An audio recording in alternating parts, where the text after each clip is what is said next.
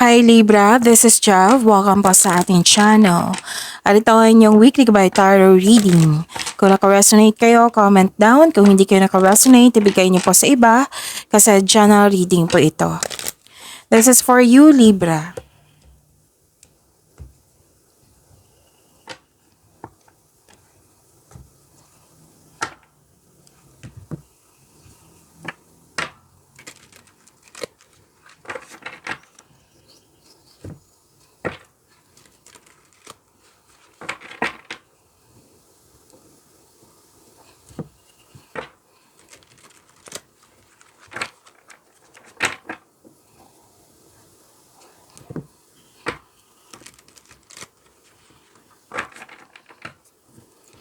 Para po ito sa inyo, Libra.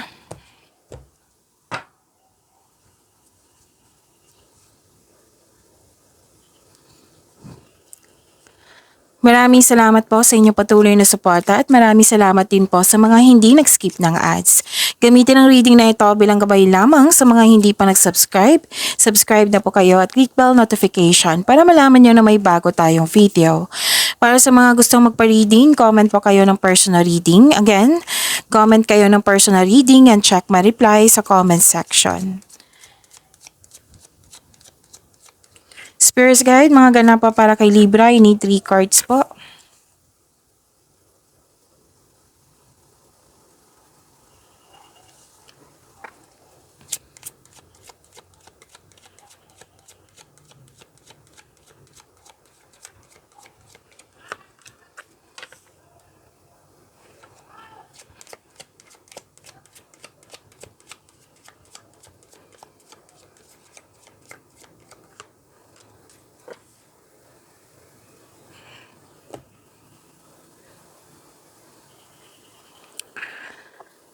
Okay, Libra.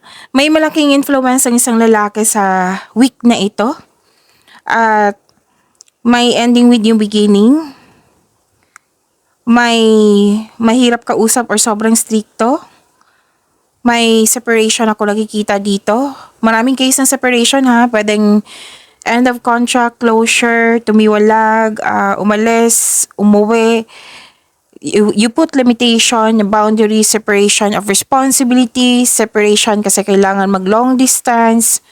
Yun. So, marami po yan ha. Nahirapan, nabibigatan, pero tunulungan mo yung sarili mo at nagkaroon ng pag-let go at nagkaroon ng transformation. Ito na yung new beginning at ending with new beginning. So, malakas ang inyong intuition, mas lumawak yung ambisyon nyo sa buhay, nagkaroon ng time for reflection, nag-update kayo kung saan na kayo sa goals nyo sa buhay, and may malalaman mo yung taong hindi totoo sa'yo, manuloko or nanloko sa'yo. May malalaman din kayong sikreto, kasi mataas ang inyong intuition.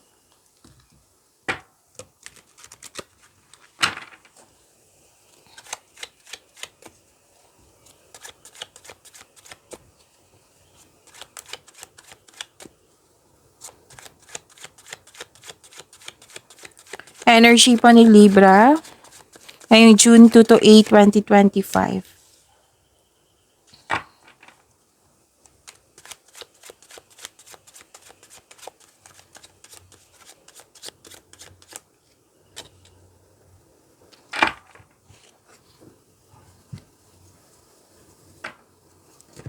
Kung may narinig kayo, may nakita kayong repeating message, like for example, nanood kayo sa Monty Gabay Tarot reading nyo kahapon, uploaded kahapon, napanood nyo na ba? Oo. Tapos, kung may napansin kayo ng repeating message, yan po yung pinupush ng cards nyo na kailangan nyo bigyan ng atensyon, solusyon at aksyon kung maaari po. So, ano yung energy ni Libra?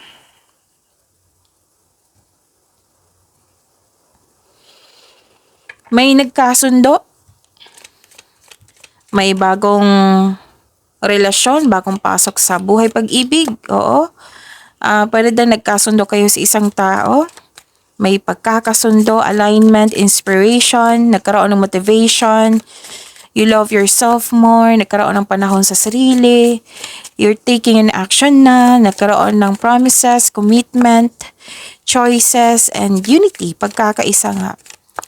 So, attraction at romance ay nagpapahiwatig po. May parating na love or maliligaw para sa mga single. Oo.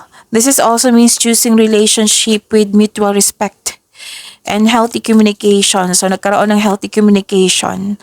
So, celebrate the love in your life. Pwede din na may namuong romance dyan sa workplace mo or yung partner mo, katabaho mo po.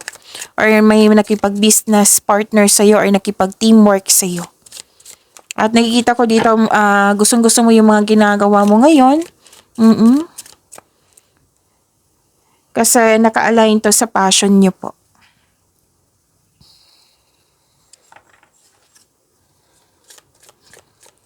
So, nagkaroon ng defensiveness, paninindigan, gumagawa ng plano, strategy, strat plan. May ganap na challenges or struggle pero buong tapang mo itong harapin. Katapangan at kumpiyansa sa gitna ng anumang klaseng atake. May ganap na pinagtanggol mo yung kaibigan mo or kasamahan mo o miyembro ng pamilya laban sa iba. So, wag po daw kayong tumutok sa problema kasi ito ay magdudulot ng pagtigil. So, move forward kayo. Ma-overcome niyo po ito, kitang-kita ko dito. Tapos may ganap din na negotiation, any kind of negotiation na magkakaroon siya ng successful agreement.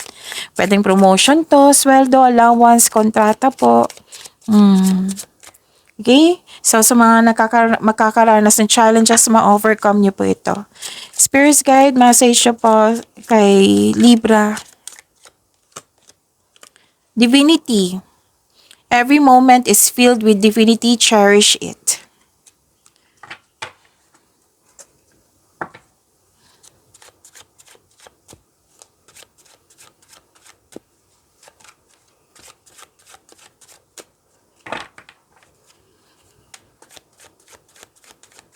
Career and money po ni Libra.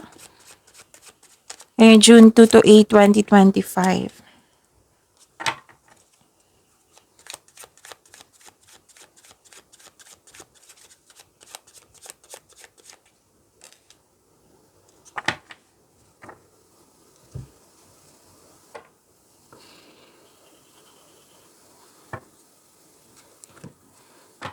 Nagkaroon ng clarity, maraming ideas sa career and money niyo po. This is new beginning also na nag-clarify siya sa oracle cards niyo.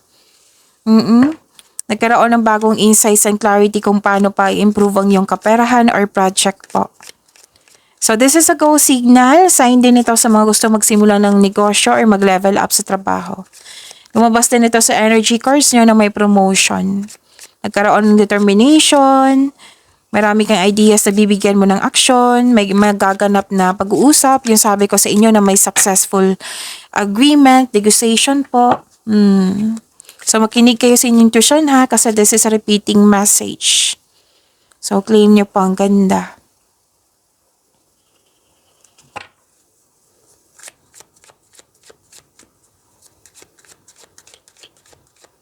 You are very inspired. Ang advice ng card dito to achieve a success in career and money, kailangan mong mag-focus.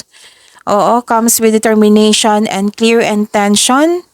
So now this is a time to create a concrete business plan. So from your energy cards to here, gumagawa ka talaga ng strat plan para maging successful, lalo na yung career and money nyo. Okay? So, put a clear intention, focus, and a plan for action. Oo, gawa kayo ng konkretong plano at para makagawa kayo ng magandang desisyon. You have success in the face of difficulty. Umuwi kayo na successful. This is also business travel.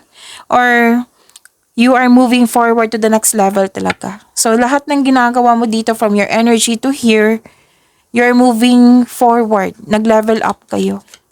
So, expect na magiging busy kayo ngayong week na ito. Message for you, wellness. Ensure your body is nourished. Join the gym and regain strength. Live a healthier lifestyle. So, iwasan nyo mag-overwork ha. Oo. So, baka kailangan nyo mag-healthy living. Oo. So, yun.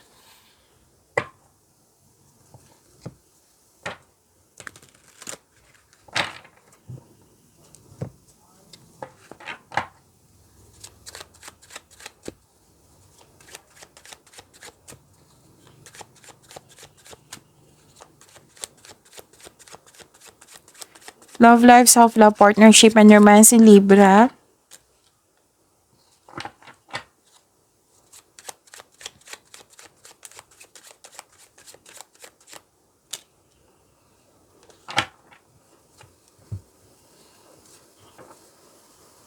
This is hope and healing. Nasa love life na tayo ha. Self-love, partnership, and romance. This is a hope and healing. May pag-asa po. This is good. You're healing from the past and feeling hopeful for the future. Para sa mga single, you are in a process on healing pa. You're distant to be with someone, so it's time to find a soulmate. Para sa mga marelasyon, the couple felt and para sa mga marelasyon sa buhay mag-asawa, the couple felt calm and harmonious sa inyong relasyon. So may pag-asa kang madama, maging positibo at gumawa ng paraan. Ang ilan sa inyo dito na you're healing from the past and feeling hopeful for the future. Ang ilan sa inyo dito na nawala ng pag-asa, so ang sabi ng card dito, all your dreams are coming true. Okay?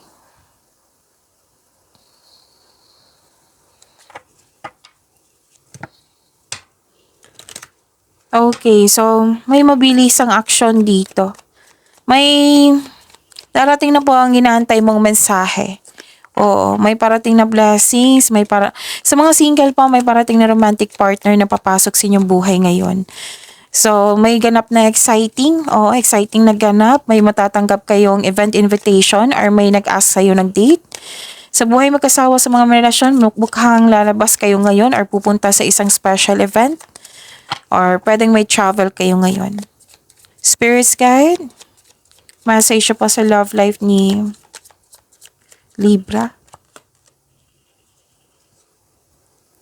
Express your love. It is important to let people know that you love them. You have nothing to lose. Pag-imanin niyo po yung blessings na binigay sa inyo, Libra. See you tomorrow. Maraming salamat po.